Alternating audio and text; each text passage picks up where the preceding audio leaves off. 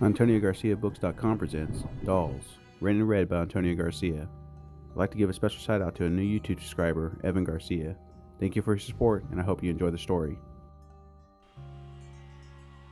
I know since my husband died, I've had a hard time keeping up with friends, but I started doing what you advised me to do, Betty said. I started making dolls that I can work on talking with. I even went one step further and made them life-size. Betty was very proud of her accomplishments and hoped Dr. Abbott would be also. Betty had always been a prominent member of town, but when her husband died, something changed in her mind, and she found it difficult to talk to people she had known her whole life, or make new friends, which had always been easy for her. She waited patiently for the psychiatrist to voice her approval, but they were interrupted by a knock at the door. "I'm sorry, doctor," Betty said, standing, and went to see who was at the door. When she opened the door, she impatiently asked, "What, Billy?" Billy, her son, nervously replied with, "There are policemen at the door, and they wanted to talk to you." Annoyed, Betty turned back to her shrink and said, "I'm sorry. I'll see what they need, and I'll be right back." She quickly stepped into the hallway and closed the door behind her.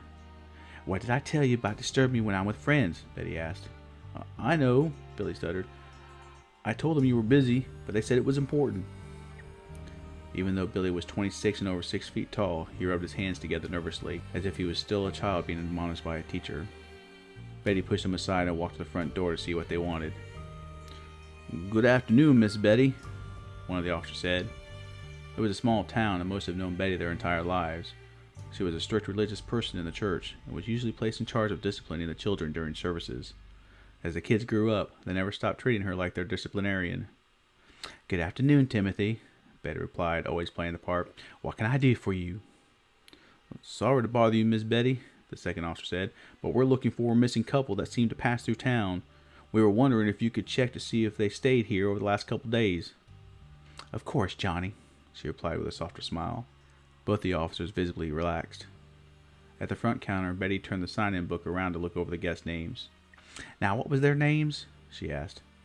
"Winston and Samantha Jenkins," Timothy answered. Betty looked through the names and said, "Here they are. They stayed one night and checked out yesterday morning." "Did they happen to say where they might be going, or give any indication that something was wrong?" Officer Timothy asked while Officer Johnny wrote down the details. "I think they mentioned they were going to see a sister out west or something, but that's about it. They seemed pleasant. Nothing stood out as unusual about their behavior," she replied. Both officers nodded their understanding. "I'm sorry I can't be more help," she continued, "but that's all the interactions I had with them." "You didn't see them at checkout?" Officer Johnny asked. "No, they were gone before I got up, and they left their keys in their room," she said. "Anything off about the room when you cleared it?" Officer Timothy asked. Shaking her head, she answered, "No, nothing out of the usual." Satisfied, Officer Timothy said, "Well, we appreciate your time, Miss Betty." "I hope you find them safe and sound, boys," she said, watching them walk out the front door. As she walked away, she muttered, "Damn it." "I'm sorry, Mama," Billy began to plead. "I tried to tell them you were busy, but they said it was important." "It doesn't matter," she said sternly. "Just go check on the rooms and make sure they're completely clean." Happy to be dismissed, he vigorously shook his head and walked away. Feeling overwhelmed by Timothy and Johnny's presence, she went into the basement, where her doll friends sat quietly. She fell into her love seat and began to vent. One by one, she could hear the dolls reassure her in her head. Though they weren't real, the more Betty talked with them, the better she felt. Dr. Abbott had once told Betty that when she did eventually go out to reunite with her friends, she should pretend that she was talking to her dolls. "I agree, Sam. That's a good point," Betty spoke out loud. "I know they were just doing their job, but I feel like they were mocking me. Mocking the woman who doesn't go out in public anymore." She shook her head in understanding as if someone was explaining something to her. "Well," she replied to the small group of dolls placed on the couches, "I see your point. You know, I feel like you are helping me so much in overcoming my fears. I wish everyone in town was as easy to talk to as you are." She smiled as in her head all the dolls spoke their appreciation. Betty stayed down in the basement with her dolls for a few more hours when she heard the bell at the front desk ring. "Well," she said, "if you excuse me, it looks like we have some more guests." She took a moment to smile at her doll friends, and then quickly walked upstairs to see who was there. "Hello?" she pleasantly said to the young lady waiting for her at the front counter. "Can I help you?" The lady smiled back and said, "Yes, I'd like a room for the night, please." "Of course," Betty said. "Just for the one night?" "Yes," the lady replied. Betty spun the book around and said, "Just fill out this part and we'll get you all settled in." As the young lady filled in her information, Betty asked, So what brings you through such a small town? Not looking up, the lady replied, Oh, just passing through. I got a job interview in Boston and I decided to drive instead of fly. Take the scenic route. Betty smiled warmly. Once the lady was done, Betty turned the book around and said, Elizabeth. Oh, what a beautiful name. Thank you, the lady replied with a smile of her own. Is there a good place to eat around here? Oh, honey, Betty started. It's getting late. My son's about to run some errands. Why don't you take a quick look at this menu and we'll order and pick it up for you. We'll just add it to your room charge in the morning. Oh, thank you, but I don't want to put you out, the lady replied. Nonsense, Betty said. We do this all the time. You go settle in and we'll send it up when he returns. Oh my gosh, you are so great, the lady replied. I am tired. She looked at the menu and told Betty what she wanted. Betty made her notes and sent the lady off to her room. Daniel! Betty called out. Daniel came shuffling into the room and said, Yes, Mama? I'm putting in an order for the young lady that just checked in. I'll call it in while you go pick it up. Yes, Mama, he replied and quickly left. In less than half an hour, Daniel arrived back with the food and put it on the front counter, where Betty was patiently waiting for him. Here, Mama. Daniel stood there looking at her, as if waiting for her to tell him to take it up to the lady. Reading his mind, she said, I'll take it to her. You go ahead and finish up your chores before bed. Reluctantly, he nodded and shuffled away. Elizabeth had just gotten out of the shower when she heard the knock at the door. Just a minute, she called out, quickly dressing herself in her pajamas. She peeked out the peephole and, seeing it was Betty, opened the door. Here you go, sweetheart, Betty said, handing her the food. Thank you, Elizabeth said. I'm starving. Thank you again so much for this. Being on the road so long today, the thought of getting back in my car to eat was daunting. It was completely my pleasure, Betty said. How far have you driven today? I drove all the way from Ohio, if you can believe it, she replied. My goodness, Betty said. That's a long drive. Well, enjoy your dinner and get some rest. When you wake up, we'll be happy to get some breakfast for you. Thoroughly pleased, Elizabeth said.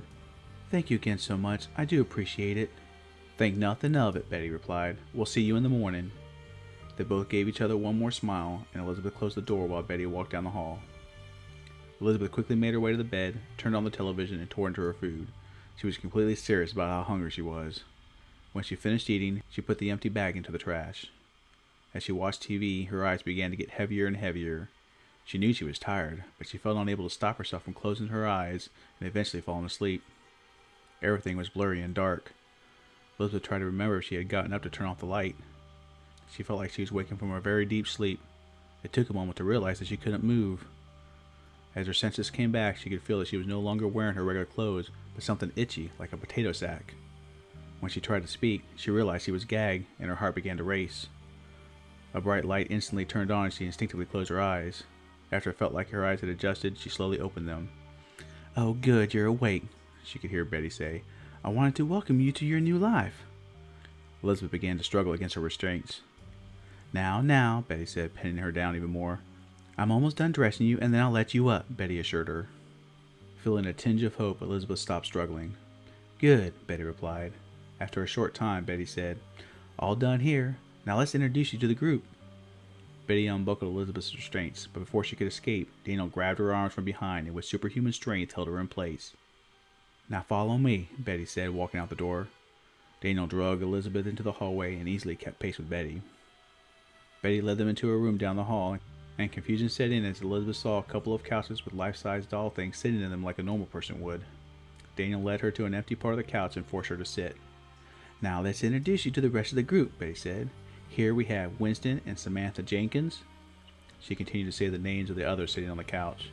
When she finished, she looked at Elizabeth and said, Why don't you introduce yourself to the group, dearie? Confused but unsure of what to do, she played along and introduced herself as if she was in a room with people. Very good, Betty said when Elizabeth was done. Let's begin. She nodded to Daniel, who immediately put a plastic bag over Elizabeth's head, taking away her ability to breathe.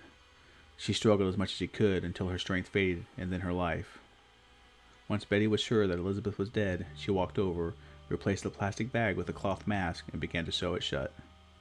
You can leave now, Daniel, Betty instructed when she was done sewing. Go make sure her room is clean of any evidence that she was here. I'm going to take a few minutes and get to know my new friend. With his head held low, Daniel slowly shuffled away, not wanting to disappoint his mother. A few hours later, Betty took a seat across from Dr. Abbott and told her how happy she was to have made a new friend. The life-size doll of her psychiatrist merely sat there, staring with empty eyes. Thank you, Doctor, for all you've done, Betty concluded. I can't wait to get out and meet even more new friends.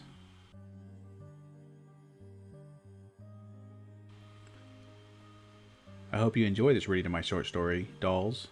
Please remember to take a moment to subscribe to my YouTube channel. Every new subscriber will get a shout out in an upcoming episode. These short story podcasts are uploaded every week to YouTube, SoundCloud, iTunes, and my website, AntonioGarciaBooks.com. There you can also order a signed copy of my mystery novel, Sins of the Fathers, and pre-order my upcoming fantasy novel, Black Knight. You can show your support by following me on Goodreads, Facebook, YouTube, SoundCloud, iTunes, and Spreaker, all of which are listed on my website.